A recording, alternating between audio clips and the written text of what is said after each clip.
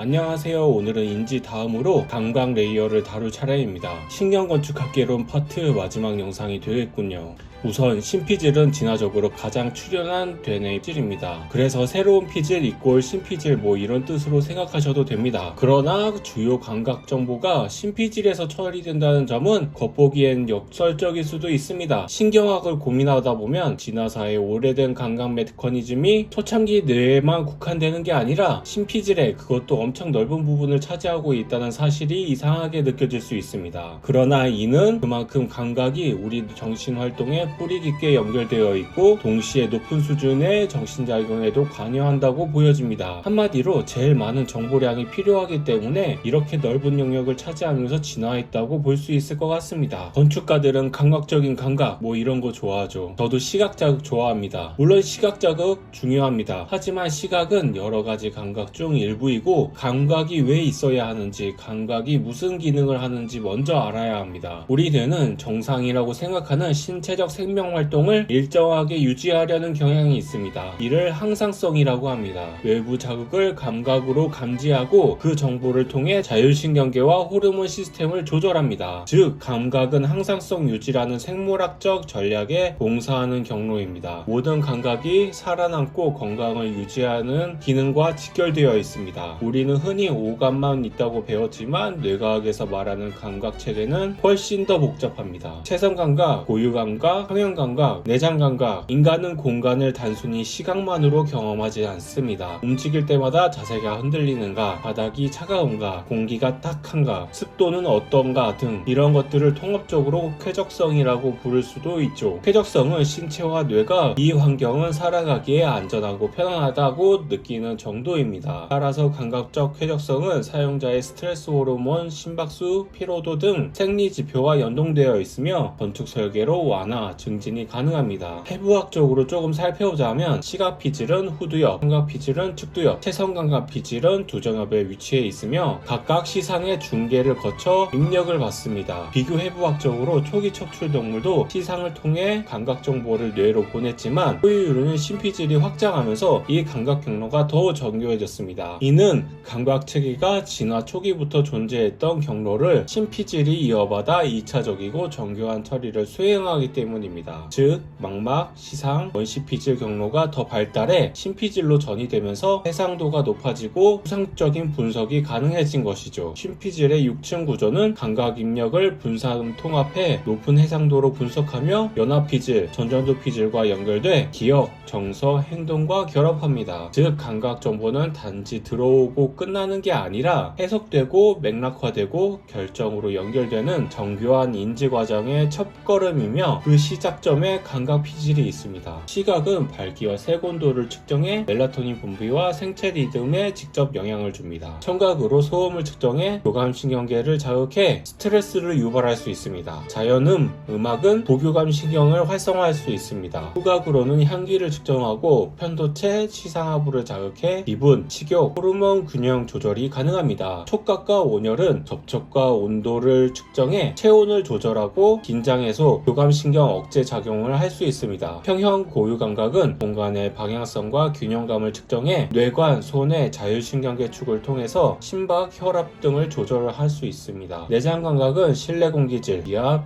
밀폐감 등을 측정하고 뇌관, 시상하부에 영향을 줍니다. 호흡, 심박, 위장 등 내부 상태를 좌우합니다. 건축 환경이 이 모든 감각에 영향을 준다는 것이 포인트입니다. 설계자가 시각만 잘 만든다고 끝나는 게 아니고 소리, 냄새, 온도, 공간 압박감 등 여러 감각 요소가 뇌의 생존 체계를 어떻게 자극할지 생각해야 합니다. 사람은 단일 감각이 아니라 감각들의 조합으로 공간을 인식합니다. 예를 들어 따뜻한 조명 플러스 나무 마감 촉감 플러스 잔잔한 음악 플러스 은은한 라벤더 향 이꼴 시너지 효과가 발생합니다. 뇌는 여러 감각 경로를 교차 연결하여 자율신경계와 호르몬 분비를 종합 제어합니다. 이런 다감각 시너지는 크로스 모델 크로스 썬던트 연구에서도 확인됩니다. 있습니다. 예를 들어 붉은 색채 플러스 따뜻한 온도가 더 따뜻하게 인식된다든지, 푸른색 플러스 청량한 공기가 시원함을 극대화한다는 식입니다. 이런 다감각 통합이 심박수, 호흡수, 코르티솔 수치 등에 복합적으로 작용합니다. 시각은 아이 트래커와 EEG로 시선 집중과 뇌의 시각 반응을 측정할 수 있습니다. 청각은 심박, GSR로 소리 자극에 대한 스트레스 반응을 측정할 수 있습니다. 촉각은 GSR과 EMG로 재질에 대한 감정 반응을 평가할 수 있습니다. 후각은 올팩토미터와 생체 신호로 향기의 정서, 생리적 영향을 분석할 수 있습니다. 온열 감각은 피부 온도 센서, 심박으로 열 환경에 대한 쾌적도 반응을 측정할 수 있습니다. 표현 감각은 포스 플레이트와 IMU 센서로 균형 자세 흔들림을 기록할 수 있습니다. 내장 감각은 심박 변이와 호흡 센서로 내부 긴장도와 이완 상태를 추정할 수 있습니다. 각 측정 기법의 장단점도 존재하며 실제 건축 연구에서는 멀티모달로 적용해 설문, 행동 관찰과 생리 신호를 함께 수집하는 것이 효과적입니다. 감각을 일일이 나열하면 복잡해 보이지만 이 공간에서 무엇을 유도하고 싶은가? 라는 설계 목표에 맞춰 감각을 조합하면 의도된 효과를 낼 수 있습니다. 예를 들어 병원은 자연광과 자연음, 무취 식물향으로 환자의 회복과 이완을 유도할 수 있습니다. 학교는 푸른색 계열 조명, 소음 차단, 환기를 통해 학생들의 집중력과 인지 능력을 향상시킬 수 있습니다. 주거는 낮은 밝고 활기찬 조명을, 밤엔 은은한 따뜻한 빛을, 촉촉한 공기, 부드러운 소재로 안락함과 수면을 유도할 수 있습니다. 상업시설은 강약 조절로 브랜드 이미지와 감각을 일치시켜야 체류 시간과 구매율을 증가시킬 수 있습니다. 공공건물은 안전한 조명, 색채, 자연요소 삽입으로 심리적 안정감과 사회적 개방성을 유도해야 합니다. 감각 레이어를 설계한다는 것은 곧 뇌의 생존 시스템을 설계하는 일입니다. 감각은 생리와 연결되고 생리 현상은 감정과 행동을 결정합니다. 결국 건축은 단지 보이는 것을 만드는 일이 아니라 느껴지는 것과 그것에 반응하게 하는 것을 만드는 일입니다. 감각 설계란 사용자의 뇌가 자신을 편안하다고 느끼도록 환경을 프로그래밍하는 작업입니다. 다시 말하지만 감각은 뇌의 알람 시스템인 동시에 항상성 유지 장치입니다. 이 알람이 불편함이나 위협으로 느껴지지 않도록 설계하는 것이 감각 레이어의 핵심 과제입니다. 앞서 말한 측정 방법들을 활용하면 앞으로는 이런 증거 기반의 감각 레이어를 더욱 정교하게 다루는 시도가 생길 것입니다.